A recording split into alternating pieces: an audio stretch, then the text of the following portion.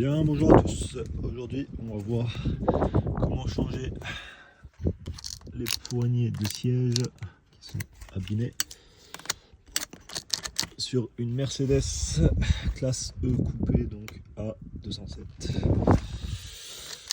Ok. Donc dans un premier temps, on vient se placer sur la banquette arrière. Elle vient retirer les deux vis ici. J'en ai déjà retiré une. Et c'est du Torx. Hop. Torx 25, du T25. Voilà. Donc on vient retirer là et là. Et ensuite je vous reprends.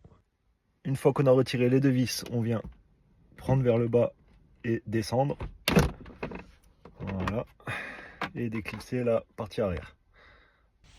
Donc une fois qu'on est ici, on se retrouve comme ceci. Ce qu'on va devoir faire, c'est ici donc retirer le câble qui nous permet d'avancer le siège et retirer l'appui-tête. Donc pour ça, il va y avoir plusieurs manœuvres et je vais vous montrer ça tout de suite. Donc déjà, on va venir retirer la connexion de l'appui-tête. Donc si vous avez une petite pointe comme ça, c'est le mieux. Vous enfoncez légèrement ici et en même temps, on va venir tirer. Donc là et voilà. Là, on déconnecte l'appui-tête. Donc ensuite, qu'est-ce qu'on va devoir faire, c'est sortir l'appui-tête. Si vous avez une petite encoche ici sur le côté, donc vous baissez votre appui-tête au maximum et ici vous avez une petite encoche. L'astuce, c'est de mettre un petit morceau d'adhésif. Il faut vraiment que le morceau soit petit, sinon ça risque de ne pas fonctionner. Et ensuite, venir lever et essayer de le sortir comme ceci. Hop, ah, vous avez vu, je sais pas si vous l'avez vu, mais en tout cas, il sort. On fait attention que le câble ici suive bien. Hop, il faut évidemment que le siège soit baissé un maximum, sinon hop, voilà, et voilà. Et là, vous avez retiré l'appui-tête. Vous avez vu le petit truc, il faudra peut-être le récupérer parce que je crois qu'il est resté coincé. Mais en tout cas, c'est ce qui est le plus pratique. Ok. Ensuite, on vient décrocher ici et ouvrir la petite trappe. Voilà. À l'intérieur, vous avez deux câbles ici et un câble au milieu, le câble central. Le câble central, c'est évidemment celui qu'on va devoir retirer, c'est celui de la poignée. Donc, je pose et je vous reprends juste après. Donc voilà, le câble là est retiré. Donc ça, on est pas mal. Donc ensuite, on va devoir ici retirer le cache. Donc on vient lever un côté et tirer vers nous. Pareil de l'autre côté. Et on enlève le cache. Une fois que c'est bon, on se retrouve de cette façon. On se retrouve comme ceci. Il va falloir dégrafer ici le tissu. Là, là et là. Pour... non, pardon. Là, là et là. Et oui, parce qu'ici, c'est de ce côté. Je viens de faire l'autre côté, c'est pour ça. Pour pouvoir accéder à deux vis torse de ce côté, de 20, qui vont nous permettre de décrocher l'ensemble. Donc voilà, on se retrouve une fois les trois trucs dégrafés. Effectivement, celui dans l'angle, il est un peu compliqué, mais c'est pas grave. J'ai récupéré mon fameux bout de scotch qui était à l'intérieur. Ici, donc j'espère qu'on va réussir à voir. Hop, il y a deux, comme je disais, deux vis Torx, donc une ici, là, et une un peu plus haut.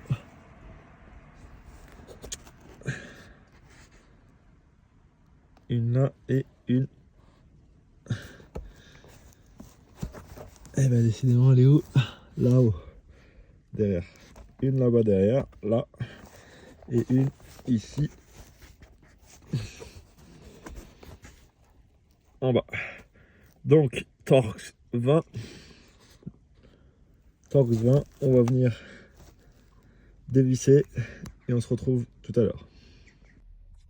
Donc là j'ai retiré les deux vis Torx et j'ai oublié de vous préciser, après une fois que vous avez enlevé le câble de son logement, il faut venir le retirer également là. Voilà. Sinon ça ne sortira pas, ça va forcer là-dessus.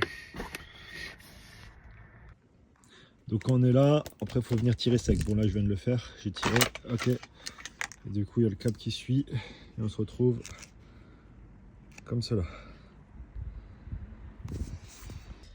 Alors là on arrive sur la partie pas très conventionnelle. Donc le but c'est de sortir l'axe qui est ici. Malheureusement, vous voyez, il n'y a pas beaucoup de déport, donc c'est compliqué de le choper avec une pince.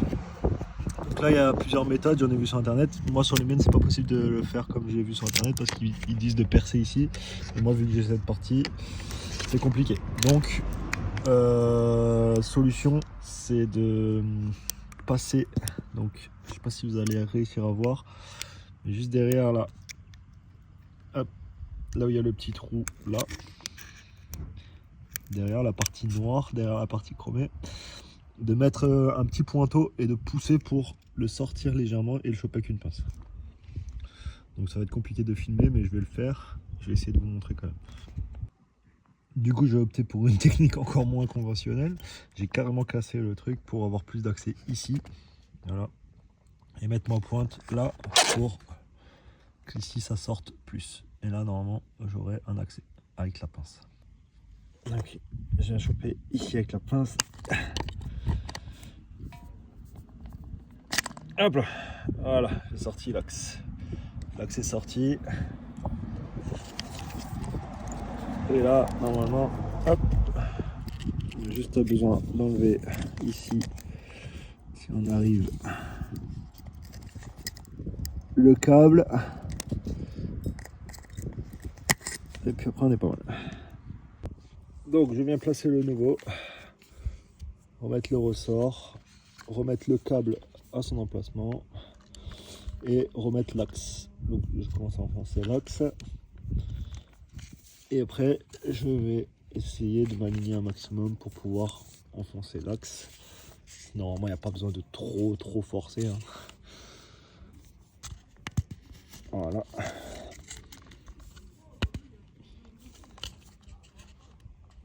Hop, je peux finir avec la pince pour que ça soit bien enfoncé. Voilà. Et là, normalement, donc on peut vérifier.